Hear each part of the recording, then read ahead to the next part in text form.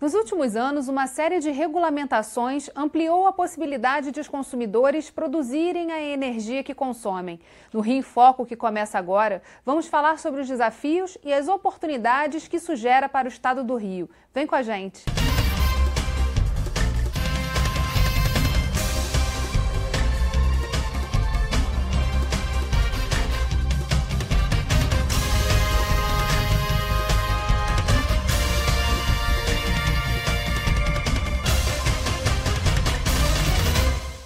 O Rio em Foco recebe o pesquisador sênior do Grupo de Estudos do Setor Elétrico da Universidade Federal do Rio de Janeiro, Roberto Brandão, e o gerente corporativo de regulação técnica e comercial do Grupo Energisa, Job Figueiredo Alves.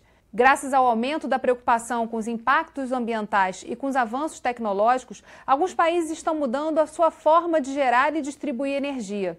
No Brasil, a produção de energia limpa acontece através do Sistema de Compensação de Energia, ou Net Metering, como também é conhecido. Quem explica é o especialista em regulação da Agência Nacional de Energia Elétrica, Davi Rabelo. O sistema Net Metering, o consumidor instala um painel solar ou uma turbina eólica na sua casa e gera energia abatendo o seu consumo.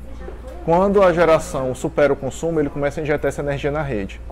Depois, quando a situação inverte, que ele pega essa energia de volta, como se ele pegasse essa energia de volta, ele voltasse a consumir a energia que ele injetou na rede e tem um abatimento na fatura, né? Ele tem essa redução na fatura, de forma bem simplificada é isso. E no Brasil hoje a gente tem 4 modalidades. Essa que é a mais tradicional, né? Outra que é você coloca esse sistema junto com o pessoal do seu condomínio, do seu prédio, você pode colocar.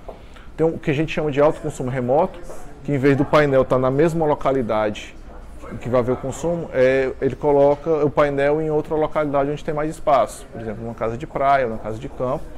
Então ele gera numa unidade consumidora e consome os créditos em outra. A última é cooperativa ou consórcio, né? Que são várias pessoas diferentes, se unem em forma de cooperativa ou consórcio, instalam o painel e a geração de energia desse painel é rateada entre os consorciados ou os consorciados desse empreendimento, né? Yeah, I think Brazil is in an interesting position right now to be able to take advantage of distributed generation for a couple of reasons. One, because they're growing. Both their transmission and distribution system, that's being expanded at a pretty rapid pace. And there's a need for additional generation resources. There's been some challenges with their hydro capacity and droughts and so forth, and as well as just growth and consumption over time. So I think Brazil is in a unique position that's very good to take advantage of distributed generation. It can help alleviate the need for some transmission and grid investments, particularly if you're able to site it in certain locations where there's a lot of demand. It's very flexible. It's also modular in terms of you can do small systems up to what is needed. And it can come on quickly. So this can be advantageous for electricity markets that are where the demand is growing rapidly. So I think there's a number of benefits that Brazil could take advantage of in terms of as they're growing to meet the electricity needs of the country. Distributed generation can certainly play a role there, and it could be incorporated if there's thought to, where could that be most valuable in the system, and trying to encourage that to meet some of that growth. A gente tem um cenário que foi mudando ao longo do tempo e permitindo que hoje o consumidor tenha mais acesso e possa também ter gerar a sua própria energia, a energia que consome. O que isso representa de oportunidades no cenário?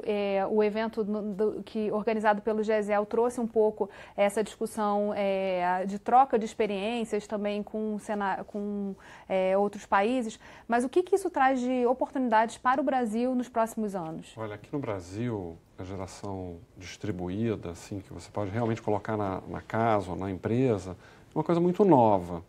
Em outros países, isso já cresceu na Alemanha, por exemplo, países europeus, na Califórnia, nos Estados Unidos de uma forma geral.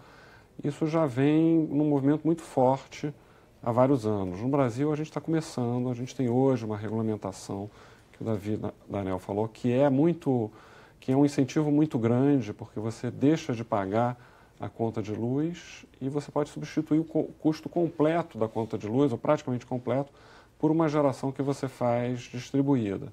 Isso é um grande estímulo e está fazendo com que a geração distribuída solar, sobretudo, cresça rapidamente. Cresça rapidamente dentro de uma base muito pequena, né? Hoje em dia ainda é muito pouco. Tudo que a gente tem no Brasil não dá uma usina de médio porte, mas está crescendo rapidamente e essas primeiras ondas de regulamentação elas vão ser revistas com o tempo para que você dê um estímulo na medida certa, não crie uma distorção tarifária, que hoje em dia de fato é uma coisa subsidiária. Quem não tem, de uma certa forma, está pagando o benefício de quem está colocando a geração solar. Mas isso, digamos, como incentivo para uma indústria nascente, se justifica plenamente. Mas com o tempo, e isso a gente vê ao redor do mundo, a maior parte dos países começou a difusão de geração distribuída com um estímulo forte de um tipo ou de outro e vai revendo esses estímulos na medida em que a situação vai mudando, basicamente na medida em que a difusão vai acontecendo. Agora, em termos práticos, assim, olhando pelo lado das concessionárias, que tipo de investimentos também precisam ser feitos e qual é o olhar delas para esse caminho aí de futuro? Os recursos energéticos distribuídos, a possibilidade do consumidor gerar sua própria energia de forma descentralizada, está trazendo uma mudança de paradigma para o setor elétrico. Antigamente, nós estávamos acostumados com uma geração de energia centralizada, um serviço de transmissão, um serviço de distribuição e a energia chegando para ser consumida nos pontos finais, nas residências, nos comércios, nas fábricas das nossas unidades consumidoras. Agora, essa possibilidade da geração local faz com que a distribuidora enfrente desafios na manutenção da sua receita, na cobertura dos seus custos operacionais, a partir do momento que a regulamentação permite uma espécie de subsídio cruzado entre consumidores que possuem esses sistemas de geração e aqueles que não o possuem. E, por outro lado, também um desafio do ponto de vista operacional, em função das mudanças de fluxo que essa geração pode proporcionar no nosso sistema de energia.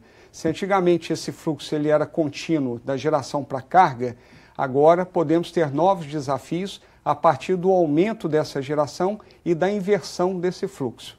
E como resolver isso no campo prático, assim? Que tipo de diálogos precisam ser feitos entre e como também essas experiências internacionais ajudam a subsidiar as soluções que o Brasil vai construir nesse campo?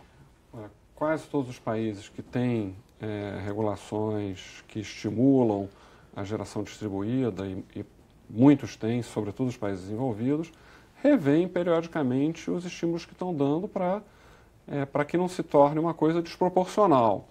E a gente viu, em muitos casos, revisões das políticas, algumas de forma bem feita, outras de forma mais desastrada, né? Uhum. Você teve, em alguns casos, que é uma experiência ruim, por exemplo, em Portugal e na Espanha, você teve uma revisão de tarifas que tinham sido concedidas no passado retroativamente.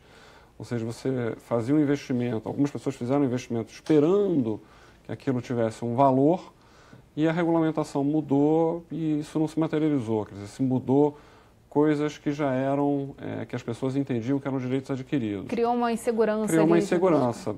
Mas, de uma forma geral, a ideia é quem já entrou num sistema de geração distribuída com uma certa regra, que essa regra permaneça por um tempo razoável, mas que você controle para os novos aderentes condições que não criem distorções excessivas. Nós concordamos com a visão dos especialistas entrevistados que a geração distribuída é uma oportunidade para o Brasil, ao tempo que se apresenta como uma fonte de energia viável para fazer frente ao crescimento da nossa demanda e também uma escassez daquelas fontes tradicionais, como grandes geradores hidráulicos no norte do país. Mas isso precisa ser feito de uma forma equilibrada para que não cause um impacto tarifário para aqueles consumidores que não possuem condições de adquirir esses sistemas descentralizados de geração. É nossa expectativa que a regulação setorial no Brasil possa aprender com a experiência internacional e assimilar corretamente essas lições, fazendo com que, por exemplo, o custo do sistema de distribuição, que vai continuar existindo, é um serviço que vai continuar sendo prestado pela característica intermitente dessas fontes de energia, que esse custo ele possa ser repartido por todos aqueles que utilizam o nosso sistema e não ficar um peso maior para aqueles consumidores que não tiveram a condição de migrar para um sistema individualizado. A gente vai continuar conversando sobre isso no próximo bloco. Não saia daí. Rio em Foco aqui, política e economia caminham juntas.